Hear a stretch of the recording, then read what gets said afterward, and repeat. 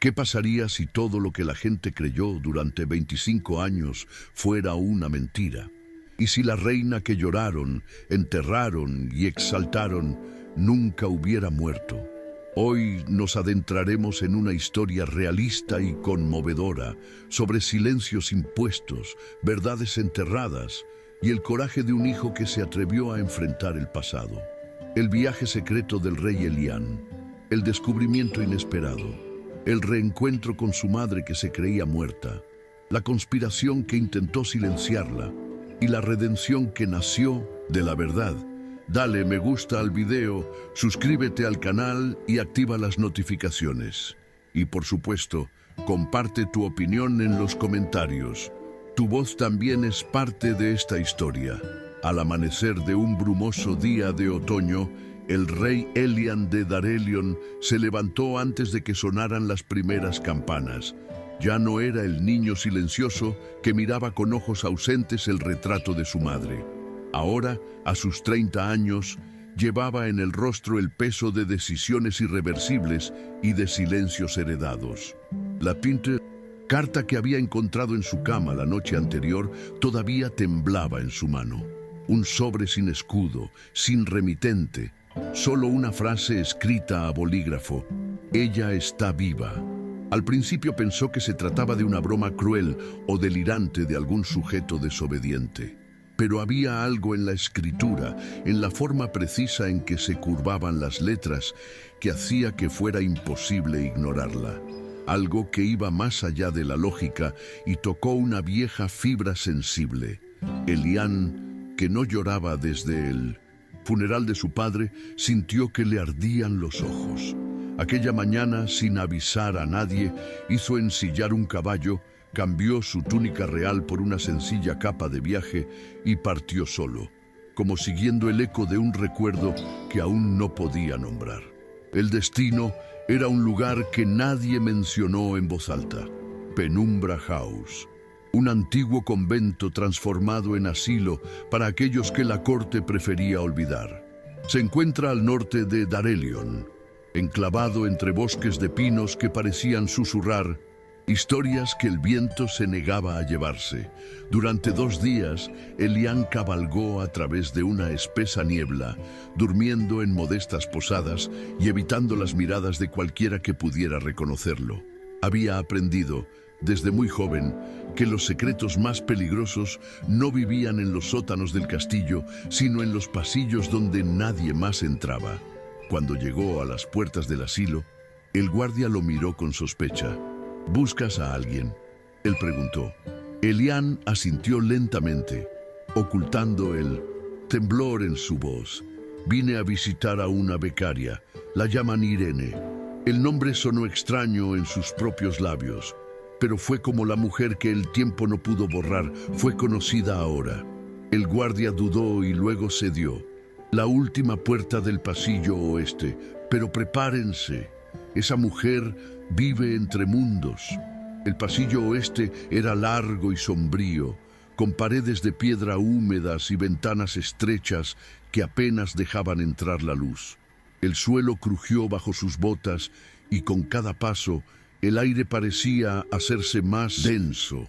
Elián no sabía qué esperaba encontrar. Tal vez una anciana deformada por el tiempo, alguien que solo se parecía vagamente a su madre. Pero cuando la puerta se abrió con un suave clic, vio a una mujer sentada junto a la ventana, con los ojos fijos en la nada. Su cabello, ahora gris, todavía tenía las ondas oscuras que alguna vez tuvo. Había algo en su postura, en la forma en que sostenía la taza con ambas manos, que lo congelaba. Ella no lo notó de inmediato. Estaba absorta, como si estuviera hablando con un tiempo al que solo ella podía acceder. Disculpe, señora Irene, dijo, forzando una voz que no revelaría su identidad. La mujer se giró lentamente. Sus ojos tardaron unos segundos en centrarse en su rostro y luego parpadeó, como si algo en el fondo de su mente se hubiera estremecido. Ella no sonrió. Él no lloró. Él simplemente observaba, en silencio, como si intentara coser recuerdos sueltos en el tejido del presente. ¿Tienes una forma de parecerte a alguien que conocí. La voz era suave, pero llevaba una melodía triste como una canción olvidada. Elian sintió un nudo en la garganta. La duda era un abismo, pero allí, en aquella habitación sin color, algo dentro de él le susurraba que no era un error. Durante largos minutos, permaneció sentado frente a ella sin decir casi nada. Observé cada gesto, cada pausa entre palabras. Irene habló de jardines que allí no existían, de fiestas que parecían escenas de un libro roto.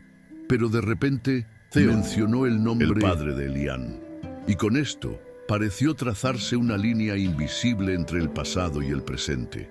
Dijo que el trono no es lugar para sentimientos, que la corona exige sacrificios, incluso del alma. Elian contuvo la respiración. Eso no estaba en los libros.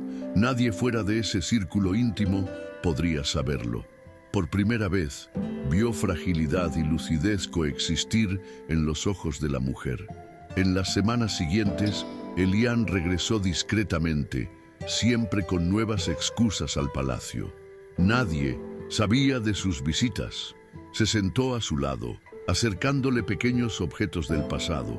Una cinta azul que solía llevar en el pelo, un retrato descolorido pintado antes de su matrimonio, un pañuelo con las iniciales ADR Altea de Robán.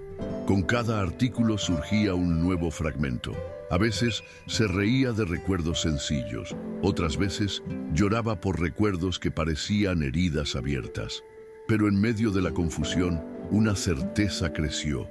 Esa mujer era su madre. El rey, hasta entonces distante de las emociones, comenzó a cargar otro peso dentro de sí.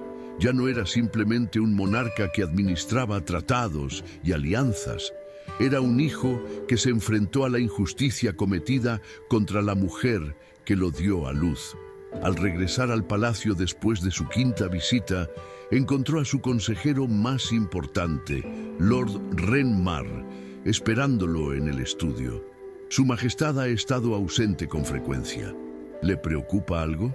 Elian mantuvo la compostura, pero notó la mirada penetrante del hombre. La desconfianza ya se estaba instalando. A partir de ese día, empezó a caminar más despacio por los pasillos y a observar quién lo observaba. La cancha era un tablero de ajedrez y ahora se dio cuenta de que el juego ya había comenzado.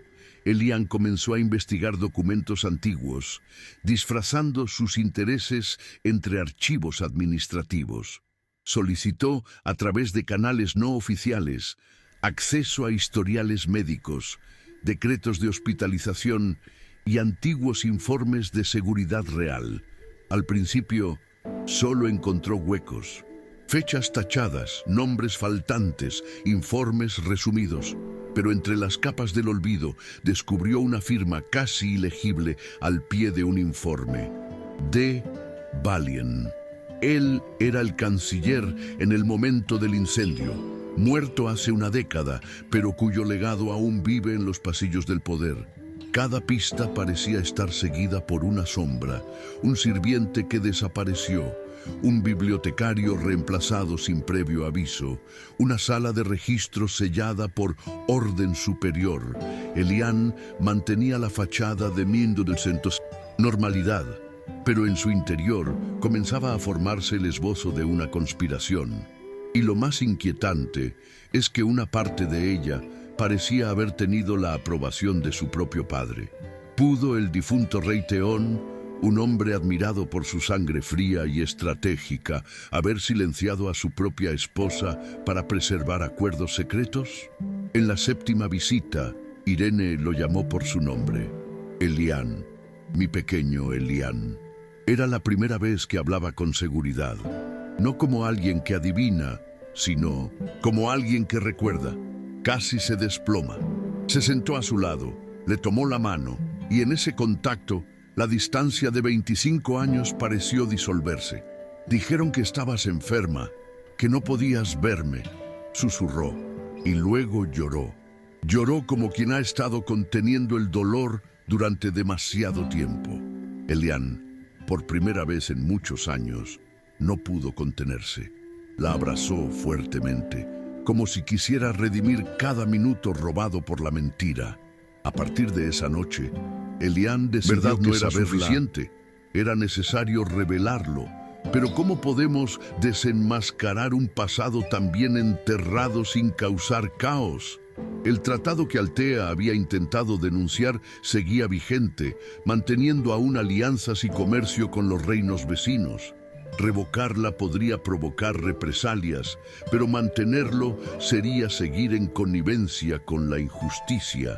El rey, dividido entre su deber de gobernar y su deber de hijo, sabía que su siguiente paso sería irreversible. La verdad tenía un precio. Estaba a punto de pagarlo.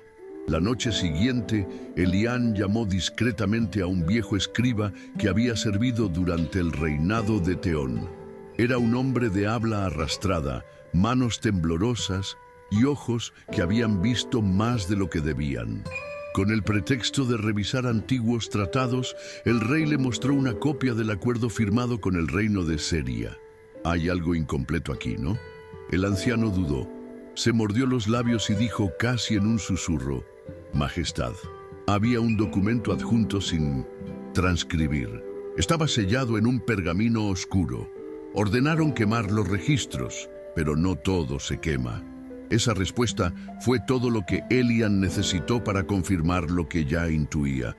Había cláusulas ocultas, acuerdos forjados en las sombras, sostenidos por el silencio.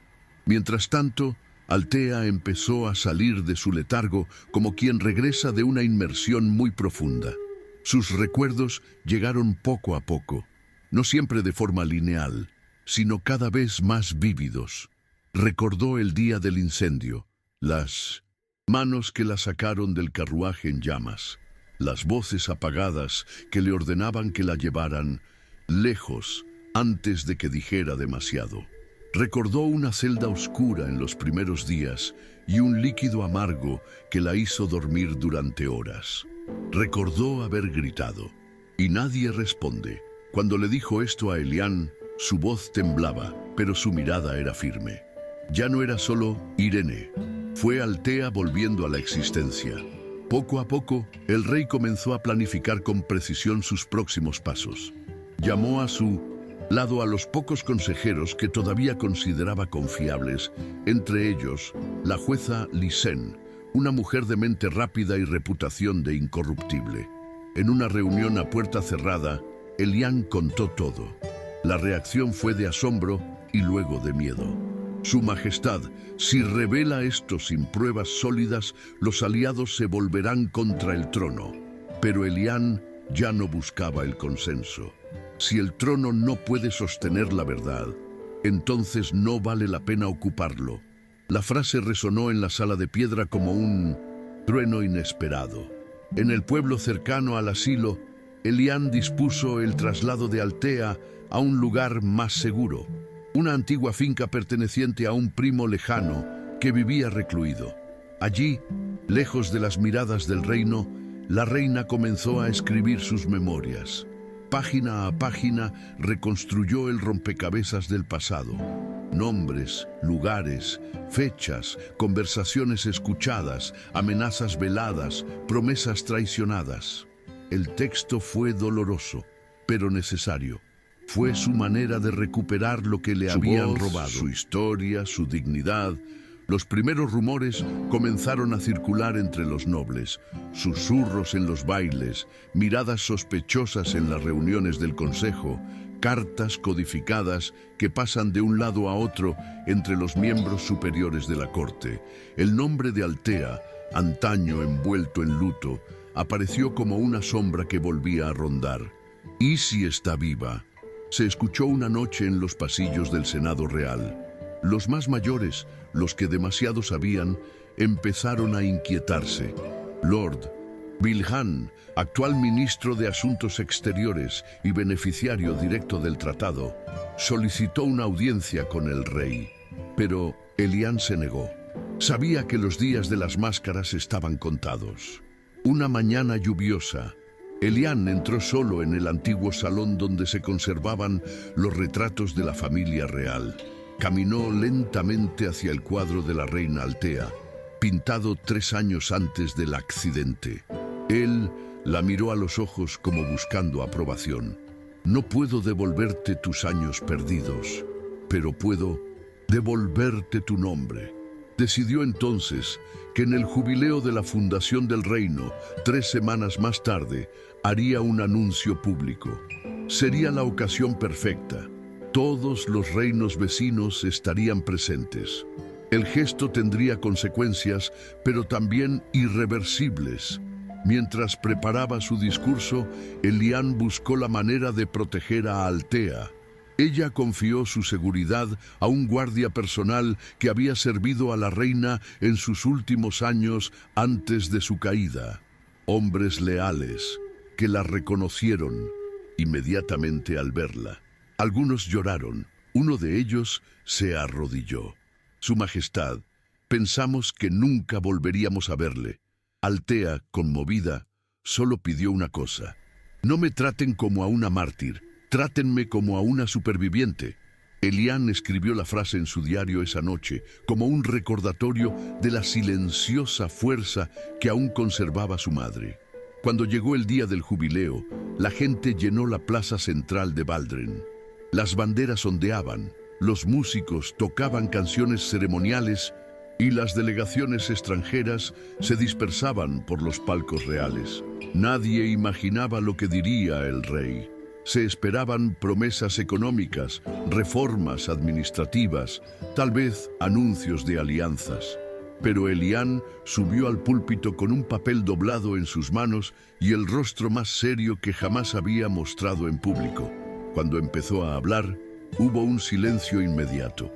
Hace 25 años, el reino de Darelion perdió a una reina, o eso parecía. Hoy les pido que escuchen la verdad. Él lo contó en todo, sin dudarlo. La conspiración, los tratados ocultos, el internamiento forzado, el silencio impuesto. Citó nombres, fechas y presentó documentos. Mostró partes del diario de Altea, leído en voz alta delante de todos. Reveló la omisión de su padre y el coraje de su madre. La multitud sorprendida permaneció en silencio durante minutos. Algunos nobles abandonaron sus puestos, otros bajaron la cabeza. Finalmente, Elian miró al pueblo y declaró: a partir de hoy, todos los pactos basados en mentiras quedan revocados, y el nombre de Altea será honrado como símbolo de resistencia. La plaza entonces estalló en aplausos, pero detrás del escenario una tormenta estaba empezando a gestarse. En las horas siguientes al discurso, el palacio se llenó de una tensión casi palpable. Los funcionarios iban y venían corriendo, los ministros se reunían a puertas cerradas y los diplomáticos de los reinos vecinos enviaban mensajes urgentes a sus gobernantes. El acto de Elian había sido audaz, sí, pero también peligroso. Romper los acuerdos existentes fue un atentado directo a la estabilidad política de la región. Aún así, la gente parecía estar dominada por una extraña emoción. Dondequiera que iba el rey, recibía miradas de respeto. Muchos habían crecido escuchando historias de la bondad de Altea. Ahora sabían que la habían silenciado, y eso reabrió las heridas colectivas sobre la confianza, la justicia y la verdad. Esa misma noche, Elian regresó al lugar donde ahora residía su madre, protegido por una discreta escolta. Cuando entró en la habitación, la encontró sentada con un libro cerrado en su regazo y con los ojos llenos de lágrimas. «He oído tus palabras, hijo mío», dijo con voz entrecortada. «Nunca pensé que viviría para escuchar la verdad dicha en voz alta». Elian se arrodilló frente a ella y le tomó suavemente las manos. «No lo hice por mí, lo hice por ti y por todos aquellos que una vez fueron silenciados». Altea asintió, pero su mirada, aunque emotiva, también tenía el peso de alguien que conoce las consecuencias de desafiar a los poderosos. 2 días después, una delegación del reino de Seria llegó sin previo aviso al palacio. Trajeron regalos y sonrisas formales, pero exigieron un encuentro privado con Elian. La reunión duró horas. Se oyeron voces elevadas detrás de las puertas de roble, pero al final el rey emergió con una expresión impasible. En público anunció que los términos se renegociarían bajo una nueva luz, con la supervisión de una comisión internacional. Entre bastidores, sabía que sus antiguos aliados estaban furiosos y que en cualquier momento podrían producirse nuevos ataques a su integridad o a la de Altea. Como medida de precaución, el rey redujo sus compromisos públicos y reforzó la seguridad alrededor de la propiedad donde su madre se estaba recuperando. Altea, sin embargo, ahora parecía más fuerte. Paseaba por los jardines, leía cartas antiguas y cosía telas que distribuía entre familias pobres, un gesto simbólico que pronto se extendió por todo el reino. «Ella ha vuelto a ser quien era», dijo una vez una criada, pero con otra luz en la mirada, como quien ha vencido a la muerte misma. Aún así, había momentos de profundo silencio en los que Altea se hundía en recuerdos que prefería no nombrar. Las heridas sanan, pero dejan marcas. La reacción de la gente fue inesperada. En las ciudades más grandes surgieron movimientos de apoyo. Comenzaron a aparecer pinturas de Altea en paredes, iglesias y mercados. Las cartas de agradecimiento llegaron en masa. Viudas, madres, mujeres comunes vieron en ella un símbolo de algo más grande.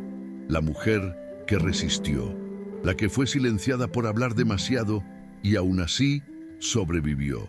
La imagen de la reina de la voz recuperada también pasó a representar a todos aquellos que, en algún momento, fueron silenciados por la estructura. El palacio, por primera vez en muchos años, escuchó el ruido de las calles no con miedo, sino con escucha. Sin embargo, no todos aceptaron ese giro de los acontecimientos. Los antiguos aliados del padre de Elián comenzaron a organizarse. Un manifiesto anónimo circuló en los juzgados cuestionando la cordura de Altea y acusando a Elián de actuar con un sentimentalismo peligroso. Algunas voces pedían su abdicación. Otros sugirieron una regencia temporal hasta que se superaran las emociones. Elián lo leyó todo en silencio, pero cada palabra era un recordatorio de que la verdad tiene enemigos, especialmente cuando amenaza la comodidad de las mentiras. Una noche, durante un paseo solitario, Elián encontró a Altea sentada bajo un árbol de hojas doradas, mirando el cielo. «¿Tienes miedo de que te derriben?», ella preguntó con calma. «Todos los días», respondió con franqueza. «Pero también creo que si no abordamos esto ahora, nada cambiará realmente». Ella lo miró con ternura y dijo: «Hijo mío, he tenido miedo durante años, y sin embargo, aquí estoy. El miedo no detiene el sufrimiento, solo retrasa la sanación». Esa conversación fue breve, pero dejó una profunda impresión en Elián. Su valentía continuó enseñando, incluso después de todo este tiempo. En las semanas siguientes, el rey reunió los archivos recuperados, las historias orales de Altea y los nuevos tratados en preparación. Con la ayuda de Lisen, preparó un compendio histórico del caso, un registro oficial de la conspiración y su reparación. El documento fue sellado con el escudo de armas de la corona y distribuido a todas las bibliotecas reales del continente. Por primera vez, la historia no la escribirían los vencedores, sino los sobrevivientes. Cuando llegó el invierno, trayendo consigo el mismo frío que antaño había anunciado la pérdida de Altea, Elián subió a la torre más alta del castillo y permaneció en silencio durante largos minutos. Allá abajo, en el reino se respiraba un aire diferente. Todavía había tensiones, pero también esperanza. Sabía que la historia de su madre no se refería solo a ella. Se trataba del poder que intenta silenciar y de la dignidad que insiste en renacer. Altea, aún ahora reconocida, rechazó cualquier tipo de aclamación o retorno al cargo de reina. Dijo que el trono era un lugar donde la gente sangraba en silencio y que su batalla ahora era diferente. Pidió a su hijo que dejara su nombre fuera de las ceremonias oficiales y que no hiciera de su dolor una bandera. El pueblo ya lo sabe. Con eso basta, dijo. Elián, respetado. Sin embargo, hizo restaurar en secreto el antiguo retrato de Minnosin Altea, aquel en el que aparecía con el vestido azul y la mirada firme, y lo colocó en la galería principal, entre los fundadores del reino. Con la imagen restaurada, muchos súbditos quisieron visitar el castillo solo para verla. Los niños preguntaban quién era aquella mujer con ojos de verdad, y los ancianos se arrodillaban ante el cuadro como dando gracias porque algo por fin se había arreglado. Su recuerdo ya no era una sombra dolorosa, sino una presencia viva, símbolo de un nuevo tiempo. Los historiadores comenzaron a reescribir los libros, y en las escuelas la historia de Altea empezó a enseñarse como un ejemplo de coraje frente a la injusticia, no como una leyenda, sino como una mujer real. Para entonces, los oponentes ya habían comprendido que no podrían volver a destruir Altea. Luego, se volvieron contra Elián con nuevas estrategias: infiltración política, alianzas con reinos resentidos, intentos de sabotear los acuerdos. Pero Elián ya no era el joven príncipe moldeado para complacer. Se había convertido en un rey consciente de que la realeza solo tiene valor si sirve a la verdad. Cada intento de golpe fue respondido con firmeza, pero sin autoritarismo. Su fuerza provenía de su legitimidad, y ningún enemigo podía corromperla. En medio de las tensiones políticas, el rey encontró tiempo para visitas discretas a su madre. A veces traía libros, otras veces solo silencio. Se sentaron juntos en el jardín, mirando los pájaros o los primeros copos de nieve. En una tarde especialmente fría, Altea le entregó una caja de madera. Dentro había cartas escritas años antes, cartas que ella nunca había podido enviar. Elián pasó esa noche leyéndolos uno por uno. Eran palabras sencillas, llenas de anhelo, dolor y fe. Lloró suavemente, como quien lee lo que siempre quiso oír y nunca supo que existía. La relación entre ambos ya no era solo la de rey y exreina, ni siquiera solo la de madre e hijo. Fue un reencuentro entre almas rotas que intentaron juntas reparar su vida. Altea, en muchos sentidos, estaba reaprendiendo a vivir, dormir sin miedo, confiando en que sus palabras ya no serían distorsionadas. Y Elián, aún en medio de las batallas políticas, encontró allí refugio, un lugar donde el poder no valía nada y el cariño lo decía todo. La nueva posición de Darelion. Las renegociaciones se llevaron a cabo diplomáticamente, pero sin concesiones que negaran los valores recientemente reafirmados. Elián lo dejó claro.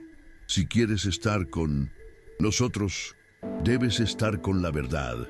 Algunos aliados se alejaron, pero otros se acercaron, admirando la rara integridad de un reino que se atrevió a revisar su propio pasado. La reputación de Darelion ya no crecía por el miedo o la riqueza, sino por el ejemplo moral que ofrecía.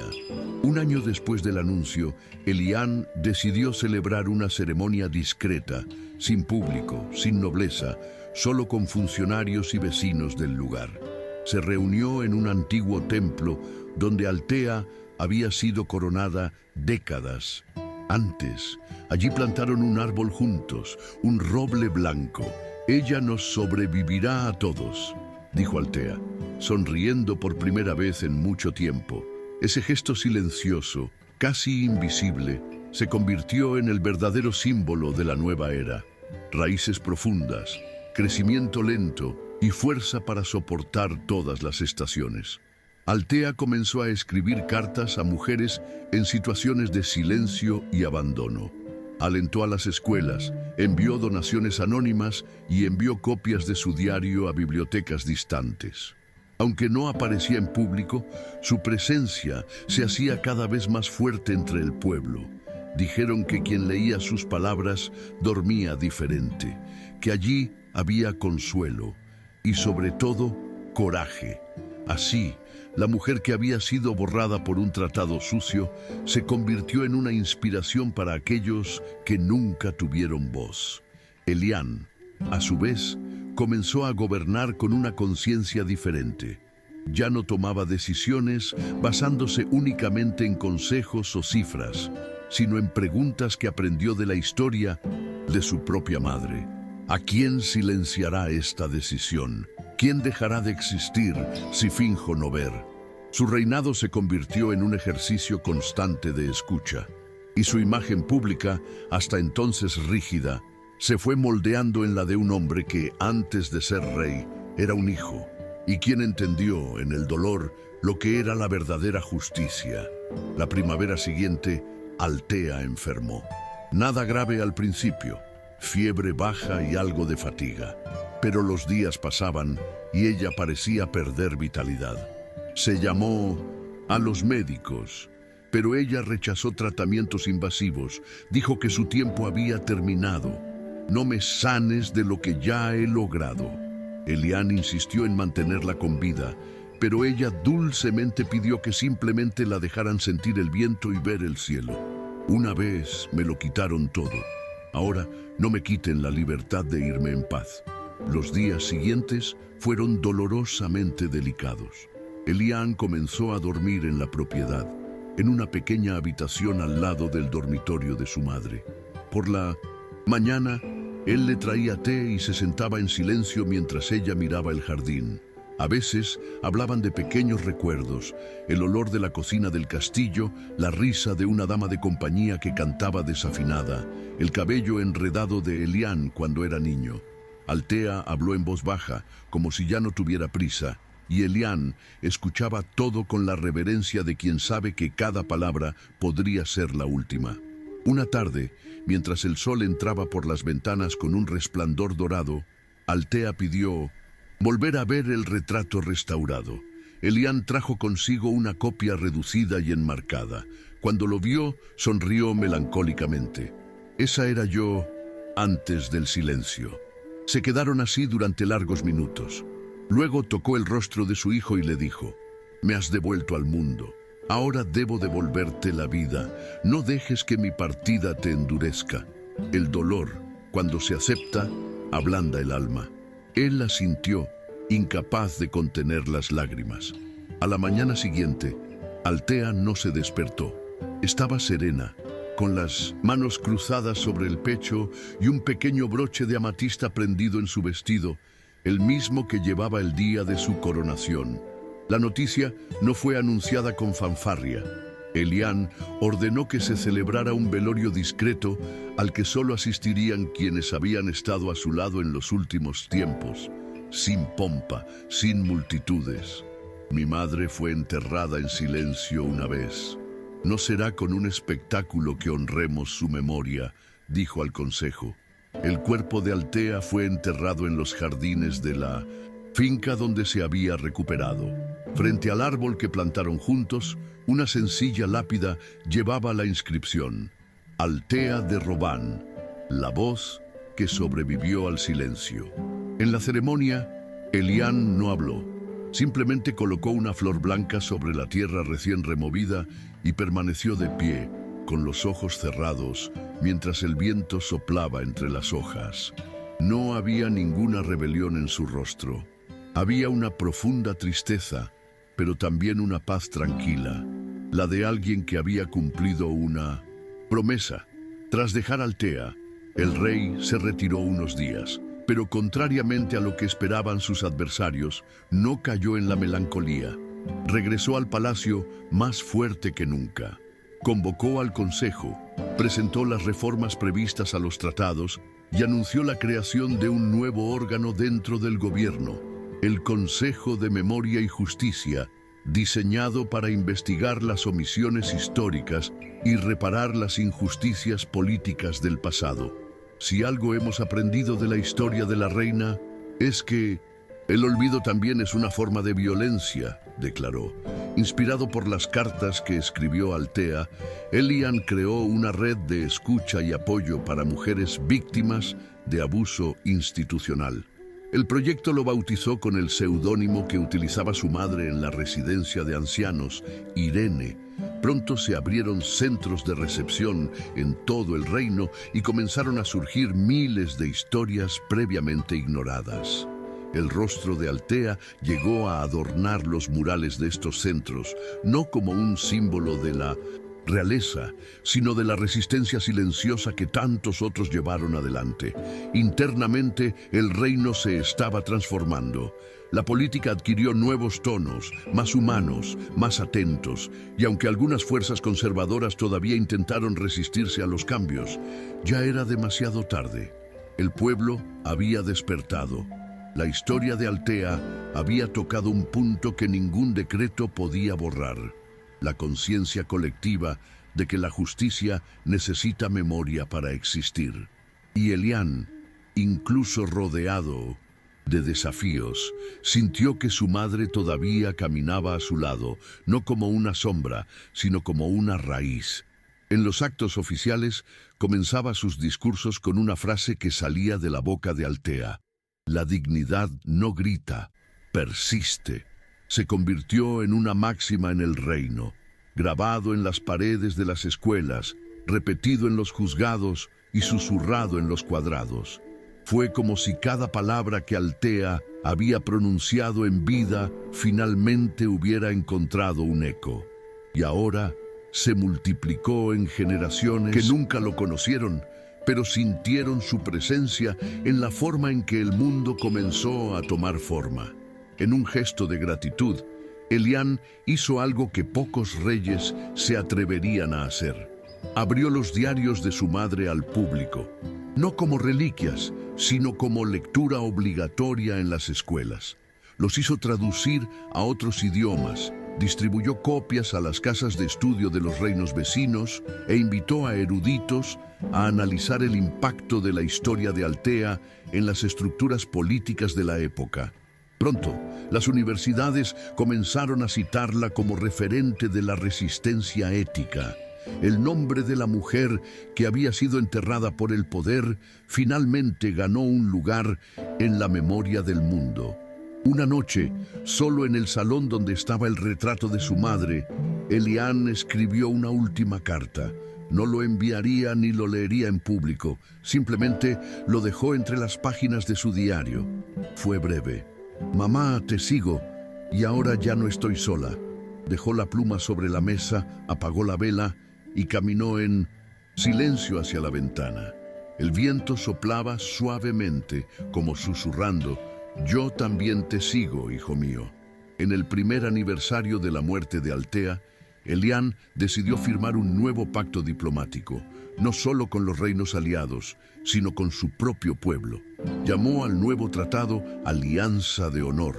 Estableció el compromiso de que ninguna decisión de Estado podía tomarse sin transparencia y que cualquier cláusula o interés oculto que violara los principios de justicia y dignidad sería nula de pleno derecho.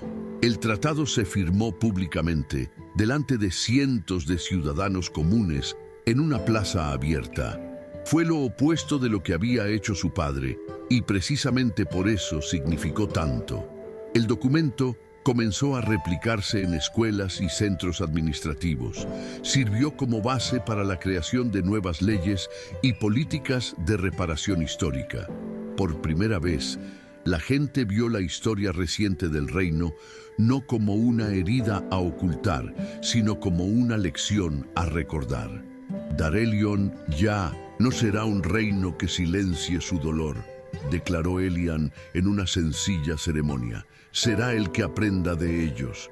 La frase fue impresa en los periódicos, pintada en las paredes y repetida con voz firme durante las protestas y los debates. Elian envejeció con dignidad a los ojos del pueblo. No era un rey de partidos ni de conquistas militares. Fue un rey el que se atrevió a escuchar. Eso desenterró verdades. Quien lloró en público sin vergüenza. Quien desafió los tratados para devolver la humanidad a la corona. Su reinado pasó a la historia como un tiempo de restauración, donde el poder no provenía de la fuerza, sino de la escucha, y su figura, antaño considerada lejana, se convirtió en una de las más queridas en la era moderna de Darelion. Décadas después, con el pelo blanco y pasos más lentos, Elian continuó visitando los jardines donde estaba enterrada Altea.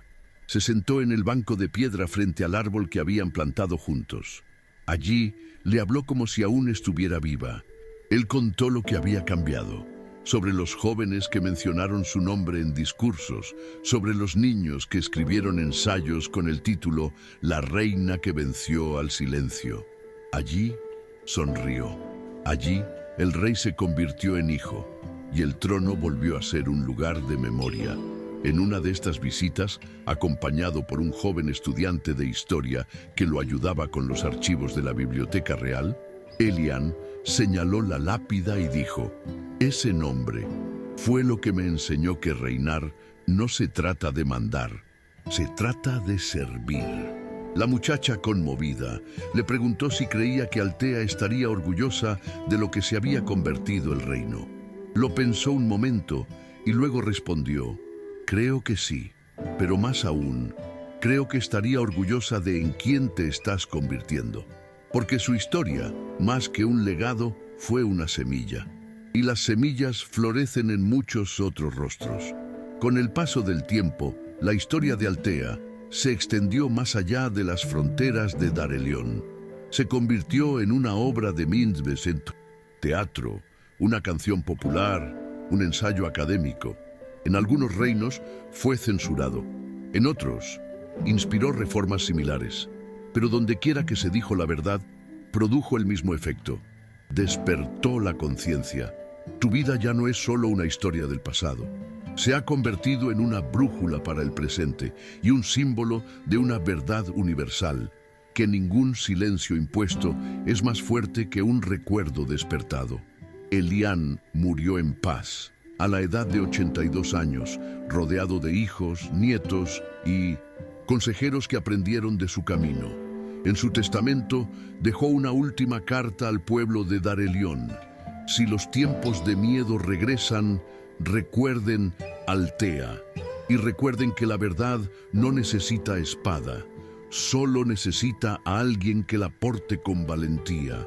Estas palabras fueron grabadas en piedra en el monumento central del reino, justo debajo de una escultura donde se representaba a madre e hijo uno al lado del otro, tomados de la mano. Hoy, el antiguo castillo donde todo comenzó alberga Museo de la Memoria y la Justicia. Visitado por personas de todo el mundo, no celebra victorias militares ni coronaciones.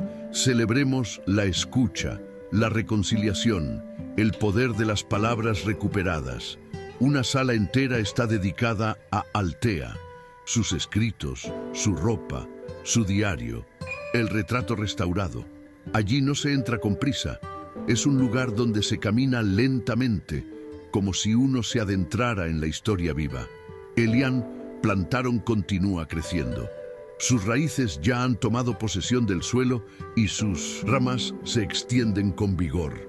Algunos dicen que ese es el corazón del reino, donde el tiempo se detuvo para que la justicia pudiera florecer, donde el silencio fue vencido no por los gritos, sino por la presencia, de memoria, por amor, y donde la historia, finalmente, fue escrita por aquellos que sobrevivieron. La muerte de Elian, el trono, pasó a su hija mayor, la reina Mirel, quien había crecido escuchando las historias de su abuela, contadas no como fábulas, sino como advertencias. Mirele heredó no solo la corona, sino también el compromiso ético asumido por su padre.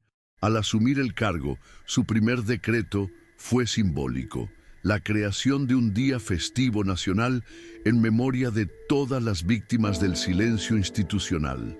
El día elegido fue el mismo en el que Elian había conocido a su madre por primera vez en la casa de penumbra. La fecha pasó a llamarse Día de la Escucha. En el acto inaugural de esta festividad, cientos de mujeres salieron a las calles de la capital con pañuelos blancos bordados con frases de Altea. Algunos llevaban flores, otros libros. Fue una protesta silenciosa pero poderosa. Cuando la nueva reina apareció en el balcón del palacio, hizo algo inusual. Bajó a la plaza, se quitó la corona y se sentó en el suelo, entre la gente. La escena dio la vuelta al mundo. No hay poder legítimo que no sepa rebajarse a escuchar, dijo más adelante en su discurso. La frase se convirtió en el lema de su reinado.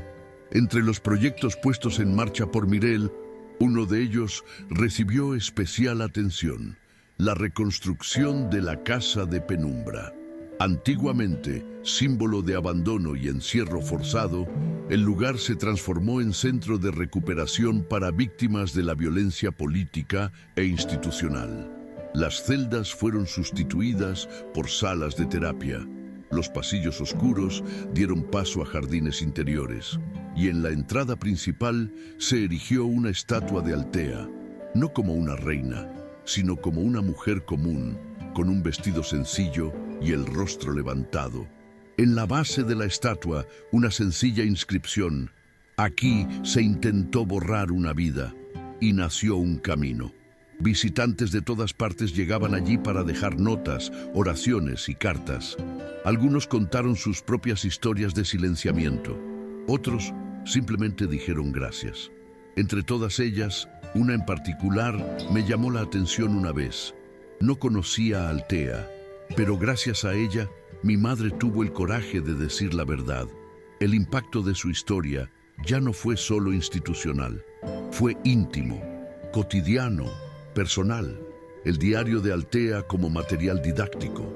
Los niños pequeños copiaban pasajes en cuadernos, sin comprender aún el peso total de las palabras, pero absorbiendo su espíritu.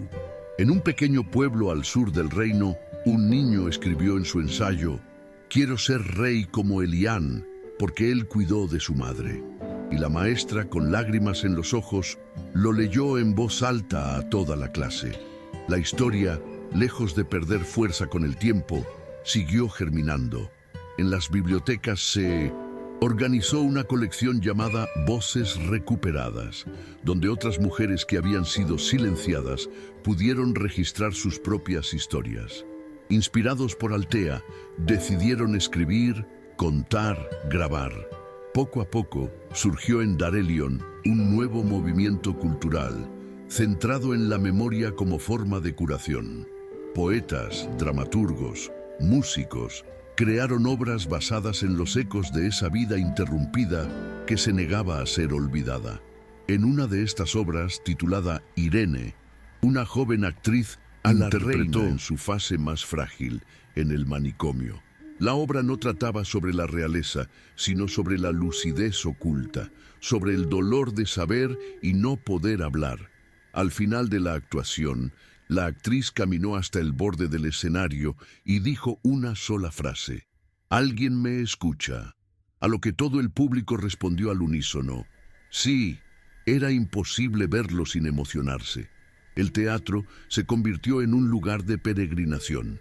El nombre de Altea, una vez susurrado, ahora resuena con fuerza y reverencia. En el ámbito diplomático, el reino de Darelion llegó a ser reconocido por su política de integridad histórica. En congresos internacionales, los académicos presentaron el caso Altea como un hito en el cambio ético de un Estado. Otros países han buscado aplicar modelos similares de revisión de tratados y creación de comisiones de la verdad. Altea, aunque nunca llegó a gobernar formalmente tras su regreso, se convirtió en uno de los nombres más influyentes de la política moderna. El sello personal de Elián. Dentro estaban los primeros objetos que había traído a Penumbra House: la cinta azul, el pañuelo bordado, el retrato descolorido. Junto a ellos, una pequeña carta escrita a mano. Fue con estos recuerdos que reencontré a mi madre. Si algún día el mundo quiere olvidar, muéstrale esto. La caja permanece cerrada al público, pero está protegida con cariño en el corazón de la historia.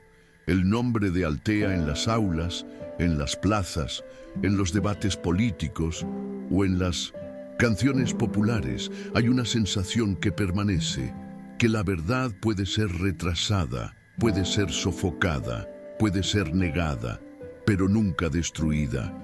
Y mientras haya alguien dispuesto a escuchar, siempre habrá una voz esperando ser escuchada. Con motivo del centenario del nacimiento de Altea, se celebró un acto simbólico en el jardín donde fue enterrada.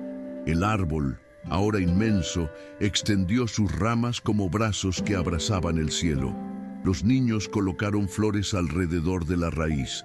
Algunos leen extractos de sus escritos. Otros simplemente permanecieron en silencio, como si comprendieran, incluso sin palabras, el peso de una historia que moldeó a la nación. El nuevo monarca, descendiente directo de Elián, declaró ese día: «Mientras este árbol viva, nadie podrá decir que no lo sabíamos, porque la memoria es la raíz de la justicia». En la capital, una calle fue bautizada oficialmente como Altea Way. Era una calle sencilla, sin comercio ni ostentación, pero elegida porque era la que comunicaba el antiguo juzgado con el primer centro de escucha fundado en su honor. Es el camino de quienes pasan de la opresión al apoyo, afirmó el alcalde local. Los residentes colocaron carteles con flores en las puertas. Algunas casas pintaron sus ventanas de azul, el color de la cinta que ella solía usar. Fue un gesto pequeño, pero lleno de significado. El tiempo siguió avanzando, como siempre ocurre. Vinieron guerras, surgieron otras crisis, pasaron generaciones. Pero el nombre de Altea nunca se desvaneció. Su historia sobrevivió no porque fue impuesta, sino porque fue sentida, grabado en cartas, en corazones, en lugares donde antes solo había silencio. El reino de Darelion se ha convertido en una referencia para la escucha pública, para la protección de la verdad, para el respeto de las heridas que la historia insiste en dejar abiertas. Y todo empezó con una simple frase escrita en un papel: «Ella está viva». En la sala más silenciosa del Museo de la Memoria, una instalación interactiva permite a los visitantes dejar sus propias historias de silenciamiento. Se graban de forma anónima y se archivan. Cualquiera que quiera puede sentarse y escuchar. Al lado, un mensaje en la pared resume todo lo que representaba Altea. Aquí nadie será ignorado. Los niños se detienen y leen. Los adultos lloran suavemente, porque allí hasta el silencio habla. En noches especiales, grupos de jóvenes se reúnen alrededor del gran árbol para contar historias. Cada uno cuenta el recuerdo de alguien que resistió. Altea siempre es lo primero, pero nunca el único, porque tu vida no fue un final, sino un comienzo. Y cada comienzo tiene la fuerza de quien se atrevió a levantarse, aun cuando decían que era demasiado tarde, aun cuando intentaron enterrarla con el fuego de la mentira, incluso cuando el mundo cerró los ojos. Una de esas noches, una niña de 9 años preguntó: ¿por qué estuvo encerrada tanto tiempo si era buena? Y la respuesta vino sencillamente de una abuela sentada cerca, porque a veces el mundo teme a quienes dicen lo que nadie quiere oír. Pero es precisamente por eso que estas personas necesitan existir. La niña permaneció en silencio. Luego escribió el nombre Altea en un trozo de papel y se lo guardó en el bolsillo. La recordaré, dijo, y así es como Altea se mantiene viva, ni en palacios ni en coronas, pero en los gestos de quien escucha, a los ojos de quienes respetan el dolor ajeno, en el coraje de quienes rompen el ciclo del silencio. Porque la justicia, cuando está enraizada en la memoria, no necesita gritos para ser escuchada. Florece y permanece,